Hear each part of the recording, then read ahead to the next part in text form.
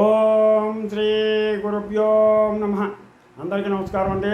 ఈరోజు మనం ఉత్తరాఖండ 95వ భాగం తెలుసుకుందాం. ముందుగా గణేశ ప్రార్థన. శుక్లాంబరధరం విష్ణుం శశివర్ణం చతుర్భుజం ప్రసన్నవదనం ధ్యాయేత్ సర్వవిఘ్నోపశాంతయే. గురుబ్రహ్మా గురుర్విష్ణు గురుర్దేవో మహేశ్వరः గురు సాక్షాత్ పరబ్రహ్మ తస్మై శ్రీ గురవే నమః.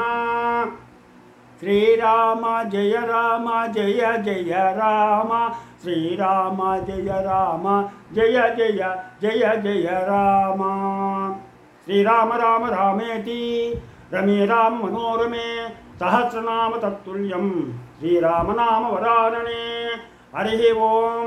ఈరోజు మనం ఉత్తరాఖండ 95వ భాగం తెలుసుకున్నాం.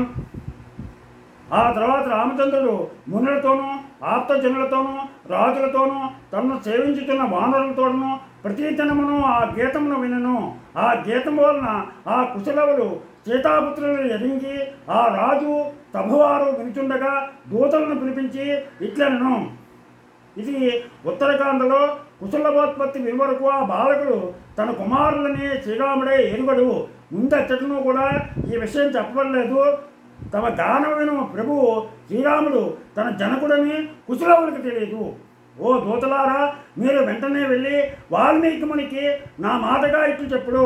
ఓ మునిపొంగవ, భూపుత్రి పరిశుద్ధురాలని నీ మనస్సునందు కలితేని ఆమె పుణ్యచత్రనియు కల్మషము లేనిదనియు మాకందరకు తెలియనట్లు మీ అనుజ్ఞతో రేపే సీతా శపథం ఒకటి చేయగలుగునా అని ముని అభిప్రాయమును సీతాదేవి ఉద్దేశమును తెలుసుకొని రండని చెప్పగా వినుచున్న వారు ఇది అద్భుతమని పలుకుచుండా ఆ దూత అధిక వేగముతో వెళ్ళి మునికి నమస్కరించి మృదువైనటువంటి మాటలతో రాముని వాక్యములను చెప్పి అది విని ఋషి శ్రేష్ఠుడు ఇట్లు చెప్పను.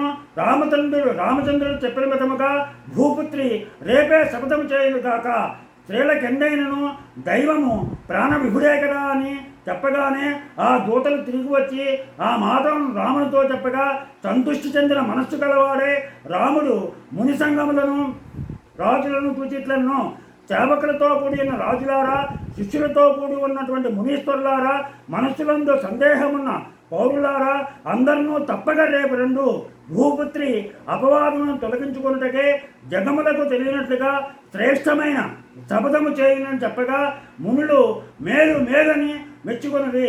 ఎంతయో పొగడుచు రాజులు, రామ, ఈ విధముగా చేయుట నీకే తగినది, ఎవరైనా ఇట్లు చేయగలరా అని పలుకగా రేపు మీరందరూ రండని రాజు సెలవీయగా వారులా ముచ్చటలే చెప్పుకొనుచు వేరది.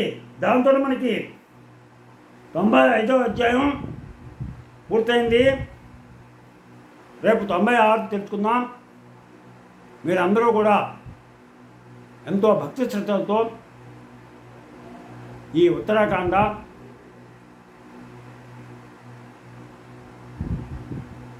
ఈరోజు వరకు 95 భాగాల కింద శ్రవణం చేశారు. మొత్తం 111 భాగాలు ఉన్నాయి. 111 భాగాలతో పూర్తవుతుంది.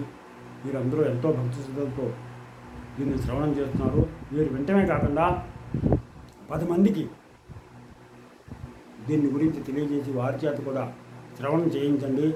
అలాగే మీ పిల్లలకి కథల రూపంలో ఖాళీ సమయంలో మన సనాతన సంప్రదాయాలు, పురాణాలు, ఇతిహాసాలు, గ్రంథాలు, మహాత్ముల చరిత్రలు, భగవద్గీత ఇలాంటి గ్రంథాలు, సత్గ్రంథాలన్నింటినీ కూడా కొద్ది కొద్దిగా వాళ్ళకి నేర్పి మన సనాతన ధర్మాన్ని, విలువల్ని కాపాడతారని ఆశిస్తూ, మీకు నా ఛానల్ కనుక నచ్చినట్లయితే సబ్స్క్రైబ్ చేయండి. అలాగే లైక్ చేయమని కోరుతూ మీరు ఆపాదించడం